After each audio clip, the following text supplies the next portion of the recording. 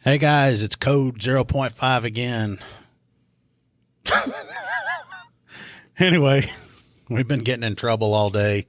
We're trying to stay out of it, but we've done a few episodes today, and we've been talking about how we're just going to go hard and knock a bunch of these out. And one of the things we were mentioning, a story that got brought up, was a time I don't think I was in law enforcement very long, not even a year. And my supervisor, my co-workers, or whatever you want to call them, was telling me that I was too nice to people. Oh, yeah.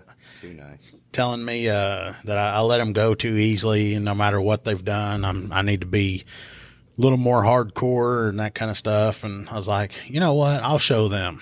I'm gonna show them, exactly what I need to do or whatever.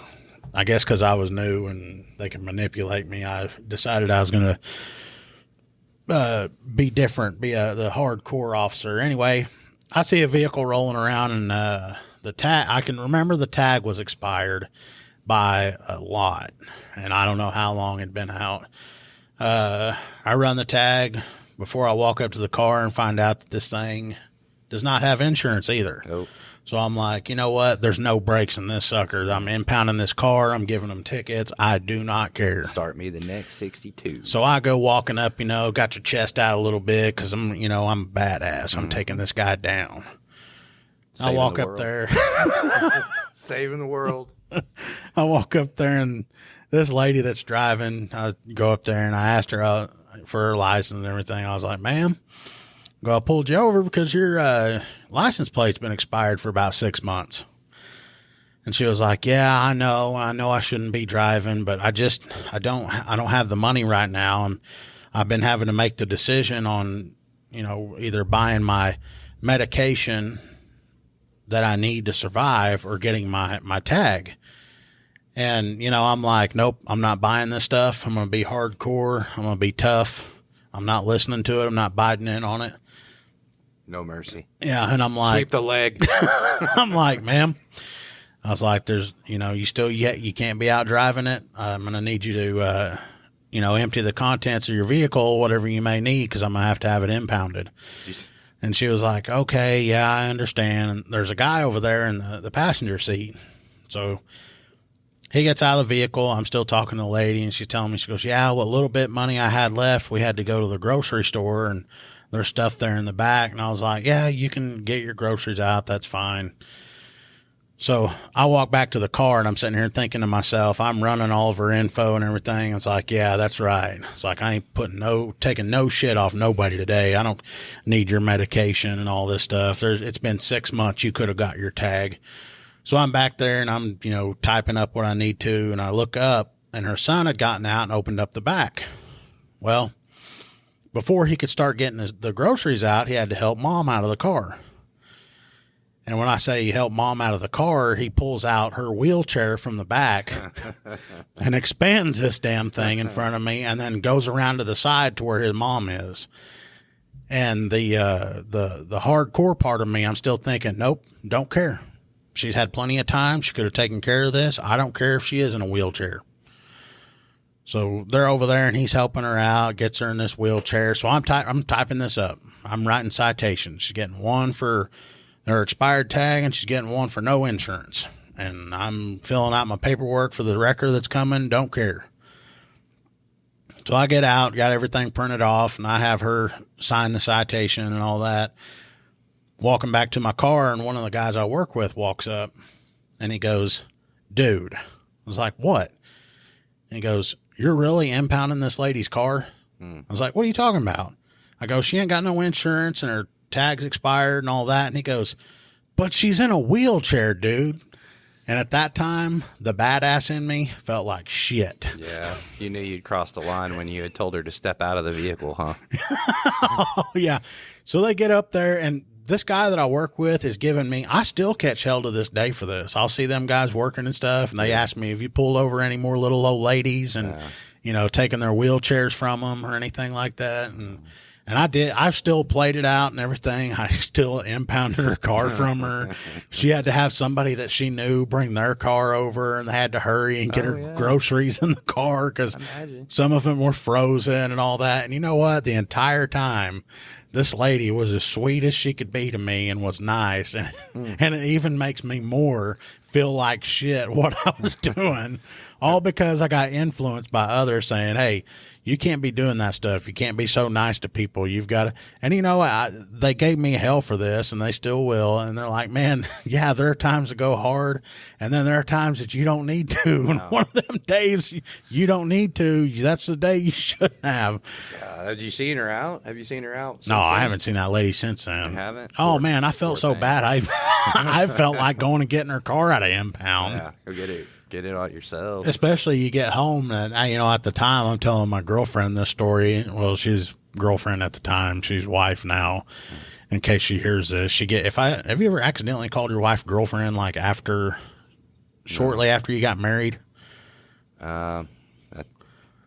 No. I've almost done it a few times, and I thought I was going to die the same day. Yeah, I don't do it. But I told her the story about what's going on, and she gives me hell about this. She thinks it's funny as hell, but then she gives me hell about it. You got to, man, I don't know. I get the not having to be a hard ass all the time, but you got to watch them old people because they'll pull one over on you.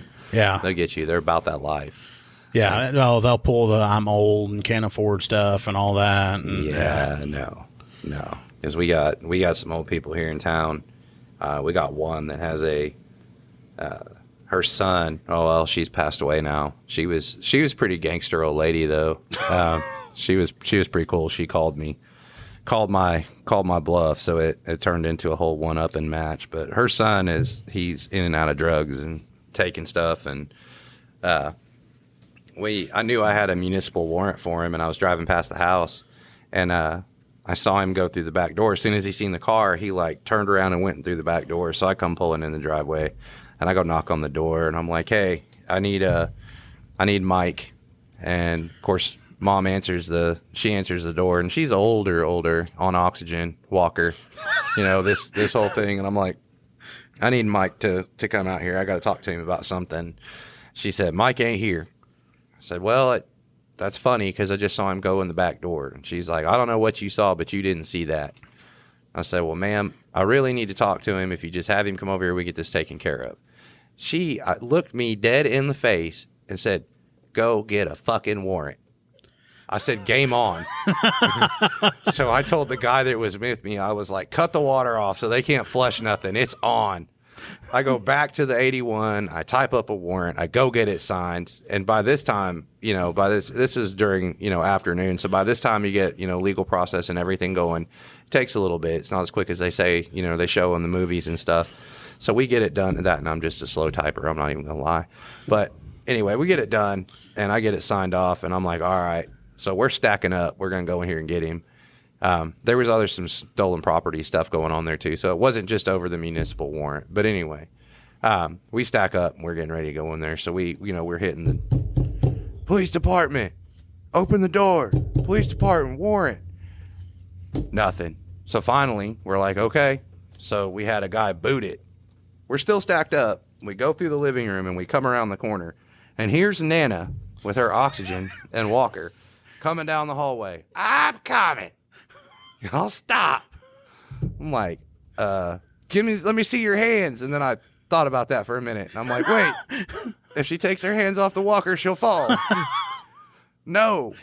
So, so we get her and we like scoot her very quickly to the living room and get her sat down on the couch. And then one of the guys is hollering, "Did you check that couch for weapons?" And I was like, nah, she ain't gonna do us like, well, I don't know. She might do us like that. She might have a sawed off in the couch, you know, like, I don't know. But we ended up, what did I say his name was? Mike. So ended up going to the door, his bedroom. And I'm like, open the door. And of course, nothing. We boot it. And this has got to go on another one. Anyway, I mean, stark naked chick standing up. She's like trying to cover herself and we're screaming, "Get your hands up." And she don't know whether to cover herself or get her hands up. Cover herself, get her hands up. Finally, we're just like, "Get out." So she goes running down the hall. and we're looking for him, and like I'm thinking he's in the closet. Maybe he's not in the closet. The bed was stuffed all the way to the corner, and in the corner was a pile of blankets with a lone Reebok sticking out from underneath it. I'll never forget, it was a Reebok shoe. So he had jumped in the corner, hid under the blankets, and his foot was still sticking out. I was like, it was crazy. Grandma cussed us that whole time. She cussed us. We still ended up we went back and fixed the door because, It makes you feel like crap sometimes when you kick those doors in. You know they're tearing their place up, but you don't know what's in there. Yeah, and then the other thing, too, is like if grandma or mom or whoever would have just gone, yeah, he's in there and blah, blah, blah, and none of that crap would have happened. But yeah. We did end up, out of that one, and she wasn't even aware. Like, she knew he was, like, no good, like, bad news. She thought everybody was picking on, but it did turn out that he was doing some cooking in there in the house with her. So she wasn't too happy with him once she found all that out. So we ended up, it was a bad situation, but he ended up clearing out, and she didn't have any more stolen property around her house, and she just didn't have to worry about those kind of problems. So it kind of turned out. You're talking about, grandma yelling at you guys, telling y'all go get a damn warrant and stuff. Old people are ruthless. Mm-hmm. But, there was a time I've got a rookie with me, and we get this call from this lady, and she's like, yeah, I've got a protective order against my soon-to-be ex-husband, and he sent me a text message. And we're like, okay, so we look, yeah, there's an order. He can't make any contact with her at all. Mm-hmm. And what they had gone to court over it, and then the judge had told her, said, hey, whenever y'all's, I think it was like COVID money or something came in, mm-hmm. y'all are to split that evenly. So when it comes in, you need to have it transferred into his account and all mm-hmm. that. Well, he knew the day that it was coming in, so he sent her a text message and it said, hey, don't forget to transfer that money. Mm-hmm. And I'm like, yeah, there's that. The order says specifically that he cannot make any contact with you whatsoever. Dang. So she shows us the text message, and we're like, yeah, he violated the protective order. So we go over to the guy's house, and I'm training a new guy. I got a rookie with me. We're on our way over there, and he's like, so he goes, what do I do? He's like, because this is a legit thing. She was told to do this, and he's just reminding her. And I'm like, I understand that, but you still have an order from a judge that says, he cannot talk to her at all whatsoever. Yep. And sometimes they have kids together, it'll say that he can talk to them as long as it's in regards to the children or whatever, but it wasn't even about that. So y'all end up hooking him? We go out there, we get to this guy's house, we go up, knock on the door, and the lady was probably in her mid to late 30s. Mm-hmm. So we're probably thinking that's the kind of guy we're going to be dealing with. Mm-hmm. And I can't remember his exact age, but I believe he was 72. Oh. And they had kids together. So yeah. Hugh Hefner and Nicole going on. Oh, yeah. So we get there, and I've got my rookie with me, and he just kind of looks at me, and I'm like, yeah, man, we're going to have to do this. So we're talking to the guy, and we're telling him what all's going on and all that. This old man was as cool as can be with us. He goes, you guys are right. He goes, as soon as I sent that message, he goes, I thought about it, and I was like, but it pertains to what she was ordered to do, and that he goes, maybe it won't be a big deal. And he was like, and he goes, y'all are right. I shouldn't have done that. And he goes, I'm telling you, yeah, I did it, and all this kind of stuff. And I was like, well, sir, I was like, since you made contact with her, we're going to have to take you to jail and all that. And he was like, okay. He's like, yeah, I understand. And he says, you mind if I lock my house up before we go? And I'm like, of course. He's being nice with us and all that. And like, of course, you can lock your house up and all that. And I already feel bad because my rookie's taking somebody to jail that's 72 years old. Yeah, and he was just trying to secure the bag. That's all. Yeah. He was just trying to make sure he had grocery money. And I given rookie hell because he's taking an old man to jail. And he still claims that he's got like the department's record or whatever for the oldest arrest or whatever. Mm-hmm. And we make fun and all that. But anyway, it's a bad situation, and we're letting the guy go through, and he's going through and locking everything up. Well, I'm still kind of following because you're still kind of iffy on people. Mm-hmm. You're like, okay, is he going back here to his bedroom or wherever to secure the front door, or is he going where he's got a firearm placed and we're fixing to have to? So I'm following him everywhere he goes. He goes back into his bedroom and he says, "Hey, before we go, can I take my heart pill?" Oh, man. And I'm like, "Yes, please take your heart pill, because I do not need you having some kind of cardiac event in my unit or right when we get you to the jail and all that." And the guy was like, "Well, should I take my pills with me?"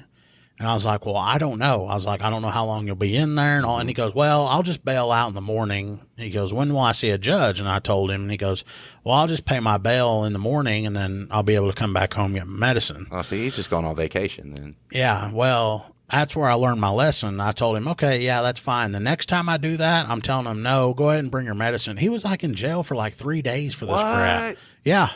Wow. So we arrest this old man, this 72-year-old guy or 73 or whatever. We let him take his heart medicine so he doesn't have a cardiac event.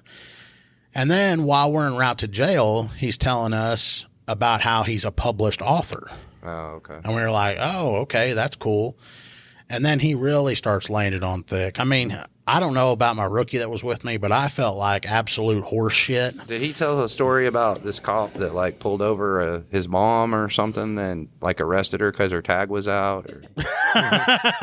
did he tell you about No, that? he didn't. No, Okay. Different guy. So unrelated. But this guy had written a book about law enforcement, and he was telling us how he was a big supporter of law enforcement, and that before he moved here from California, I think's where it was, that he was one of the producers on a television show called Real Stories of the Highway Patrol. Really? And I was like, "You've got to be shitting me. This guy's like a huge supporter, supports everything we do, and here I am having to arrest him because all he said to his soon-to-be ex-wife was, 'Hey, don't forget to deposit that money in my account.'" Yeah, his tag was fixing to go out and he needed insurance. He's probably making sure, because I'm sure he heard stories. Yeah, I'm sure he did. He wanted to make sure that was up. Yeah, I'm never going to hear the end of this shit. Oh, no. Oh, no. Now, what would have made it worse is if he had got out of there and walked to my pickup with his walker. Oh, yeah. Yeah. We'll have more coming up on Code 0.5. If you're looking for a political podcast that goes beyond the headlines, check out the Beltway Briefing. I'm Howard Schweitzer, CEO of Cozen O'Connor Public Strategies. Every week on the Beltway Briefing, our team of former Republican and Democratic presidential appointees, Capitol Hill veterans, and political advocates shares behind-the-scenes perspective that cuts through the noise. If you want the inside scoop, subscribe now to the Beltway Briefing here or wherever you get your podcasts. Walkers ain't no joke. Those are dangerous. Anything can be a weapon. Yeah. Oh, that reminds me of something else I want to talk about. You want me to shut up? You got anything you want to say? Go ahead. And actually, this didn't happen very far from my house. There was a lady out, and it's kind of raining outside, and she's walking down the road, refusing to go home. And she's got some kind of, I don't think it's dementia. It might have been Alzheimer's. I can't remember. She's got something going on with her. But she had walked away from home, and her daughter had called and said, "Hey, my mom's out. She's got dementia and all this. We need to find her." So, of course, I'm going to want to not do a report. I want to get her found. So I start looking first. Well, I go down. I can't remember what road it was, and I find her. It's like, oh, thank God, that she's not hurt or something happened. I get her in the truck, and she starts talking to me, and we're just talking like normal, and we're driving around, and I think I probably hit a big mile section and drove around it 2 or 3 times listening to her talk. And I don't know if it's true or not. Her daughter never did say, but she said that her daughter was mean as hell, and that she was an ex-Marine, and that she would fight her all the time and would beat her up. Her daughter's name wasn't Holly, was it? No, it wasn't. Okay. Similar kind of Sounds person. very similar. Yeah. To somebody I know. But anyway, I get her picked up, and I'm driving this mile section over and over and over. And she's like, nope, I don't want to go home with that mean bitch. And I was like, well, why are you saying something like that? That's not very nice, trying to get on their side. And she goes, I don't care. She goes, I want you to drive me to the casino and drop me off. And I was like, ma'am, I can't just take you to the casino and leave you there. Your daughter's going to worry about you. And she goes, that bitch don't worry about nobody. And I was like, well, she obviously does. She called me looking for you. And she goes, she don't care about me. She's a Marine. She's mean as hell, and she fights me every day. Oh, wow. I was like, y'all get like in fist fights? And she's like, oh, yeah. And look at her. She's a Marine. She goes, I'm just an old lady. She's going to beat me up. And I'm like, ma'am, I can't take you anywhere but home. So we hit this mile section. I probably had her, like our shift's over with at 4 o'clock. And I think I found her like right at 4. And it took till like 4:45, 5 o'clock before I finished this up. Oh, she kept you late. Listening to her, talking to her, and everything else. And I can't remember. I don't know what happened with that lady. I don't even know if she's still around. Oh, no. She ended up passing away. Oh. I mean, you could have took her to the casino, and then it would have been tribal paper. They'd have caught it. Yeah, that's missing true. person on their deal. Yeah. If any tribal officers are listening, we love you. Yes, it was. It was raining hard that day. So she was like soaked. No, yeah, and I was soaked. Oh. And I was getting pissed, and she was trying to get me to get her to get her keys for her car and all that stuff. And I was like, I can't remember her name, but I was like, you don't have a driver's license. And she's like, yes, I do. And she pulls it out and shows it to me. And I'm like, okay, I'm going to get her. I was like, I'm going to run this, and they're going to tell me that her license has been suspended or revoked or whatever. So I was like, can you just advise me telling dispatch if it's valid? Dispatch runs it, and they said, hey, firm, her license is valid. Crap. I should have turned the radio down because she heard that. And she's like, see, I can drive and all this. And, yeah, it's one of those things, you're in a rock and a hard place. Yeah, she can legally drive, but she don't need to. Yeah. We'd never see her again. Yeah, no, that wouldn't be good. And, I mean, I got a call one time, the missing person, and it was a lady called in, her mom, and she said that her mom has dementia and she doesn't need to be driving. Her license was suspended and all that kind of stuff. And I was like, okay, her car was gone. And I'm like, I'm going to go ahead and, put a bolo out, tell everybody be on the lookout that, this lady doesn't need to be out. She's just not aware of what's going on around her. We need to be looking for her and all that kind of stuff. And when they got that put out, and I couldn't even get my report finished, but the Highway Patrol had located her. She was on I-40. I don't know how far away she was from Arkansas. Dang. But she led the Highway Patrol on a pursuit. Nice. And she was traveling like 104 miles an hour in the westbound lane going east. Yeah. She was about that life. She was old. Huh? Yeah. Yeah. And I told you. And that reminds me that it's like she's not all there, so she doesn't know what she's doing, and you can't really fault her for it. She doesn't need to be driving. And I'm sitting here thinking, man, this lady is older in age, and she's driving the wrong way down a one-way road. And I got to thinking, you know what? Age doesn't have anything to do with it, because my wife does that stuff on a constant. Yeah, that is a problem. Because we pulled into Lowe's one day, and I go, what are you doing? Because it's a split entrance and exit. And she pulls in on the exit, and I'm like, what are you doing? And she's like, what do you mean? She gets mad at me because I'm yelling at her. Was it in your truck? Yeah. Well, of course you're going to. And I'm like, you're going in. You pulled in the exit. Yeah. There's people driving at us, throwing their hands in the air. Little kids are screaming. They're thinking they're going to die and all this shit. Diving out of the way? Yeah. Yeah. And I'm like, holy crap. And then sometimes I probably should send her off to have her license checked. Yeah. Have her go through another, what's that called? Driver's ed or whatever. Yeah. Driver's course. I think I remember seeing that. It was on Geo. I think I remember seeing that call. Because they called out how many? Well, there's a bunch of units out there on that. On the pursuit? No, when the Lowe's thing, because she was like refusing to get out. She was like taking you hostage, and yeah, she's one of those that thinks that I can get her out of something if she gets in trouble. Oh, And it's right. like, oh no, it's not happening. Yeah, there's a whole list of that going on. That's the other thing. You know, my mother-in-law. Oh my God. My sister-in-law is a lawyer, and my mother-in-law thinks because I'm where I'm at in the police department. Well, my son-in-law is in the police department, and they're like, okay, where's this department at? And not anybody's ever heard of where we're at, so they're like, yeah, okay, lady, I don't think that town exists, but sure. But yeah, and if something happens, and they're need to take her to jail, I'm gonna tell them to take her, but she just needs to be out when the kids get home. right. Children come first. Yeah. But anyway, I think we've gotten in enough trouble and we stirred up enough.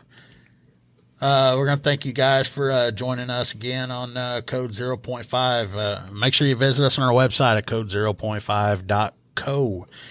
And if you can, subscribe, leave us a review on iTunes or wherever you listen to your podcast. And then, I don't know. That's it. Guess we're going to get off here. Yeah, and if there's something they want to hear about or anything in particular, questions, comments, likes, dislikes, let us know. Yeah, if you check out our Facebook page, I forgot to tell you all this. Facebook.